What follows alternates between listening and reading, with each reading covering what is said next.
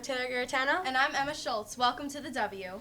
Did you know that over the past million years, there have been 9 full glacial periods separated by much shorter, warm spells?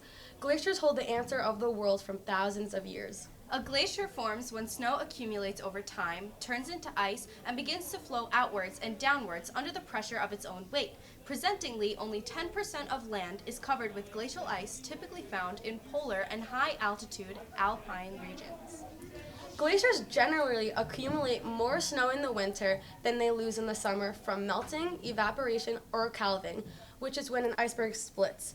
People living in arid climates near mountains often rely on glacial melt from their water from part of the year. Melting glaciers are only problems in colder regions. However, they sometimes lead to flooding, which can take place anywhere when the ground is incapable of absorbing water from rainfall, snow, or ice. The number of avalanches and floods are rising due to global warming. As glaciers and the giant ice sheets on Greenland and Antarctica melt, they add water to the ocean, causing sea levels to rise. The cause of this widespread melt are varied, but the underlying cause is a warming climate and the effects of increased soot and dust in areas of higher agricultural and industrial activity. The climate of the region also plays a role. A dry climate with little vegetation will produce more runoff than a humid climate with dense vegetation. Moraine-dammed glacial lakes are becoming increasingly common in the Himalaya as a result of glacier mass loss, causing concern about glacier lake outburst flood risks. Moraines are accumulations of dirt and rocks that have fallen onto the glacier surface or have been pushed along by the glacier as it moves. The dirt and rocks composing moraines can range in size from powdery silt to large rocks and boulders. A receding glacier can leave behind moraines as they are visible long after the glacier retreats. The moraine acts as an unstable dam to water melting from the glacier. The sudden failure of a movement dam on a glacial lake can release a very large amount of water called glacial lake outburst flood, which threatens people and property in mountainous regions across the world. What does this have to do with floods?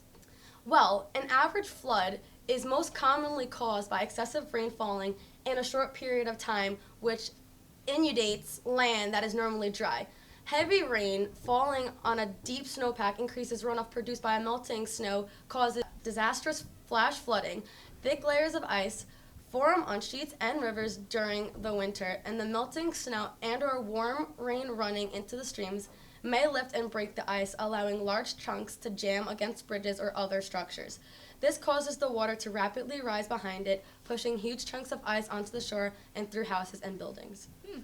The 3 most dangerous categories of floods are river floods, flash floods, and storm surge, which is when a low-pressure system like a hurricane sits off the coast and the winds blow the ocean onto the land.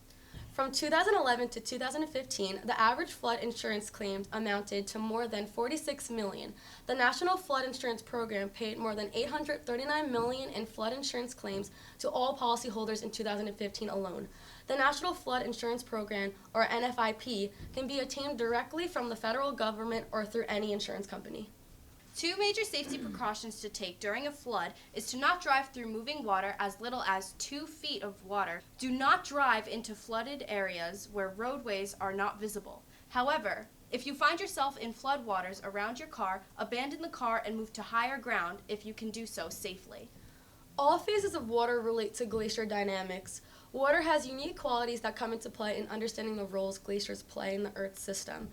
Ice that took centuries to develop can vanish in just a few years. A glacier doesn't melt slowly and steadily like an ice cube on a table. Once glacier ice begins to break down, the interaction of meltwater and seawater with the glacier's structure can cause increasingly fast melting and retreat.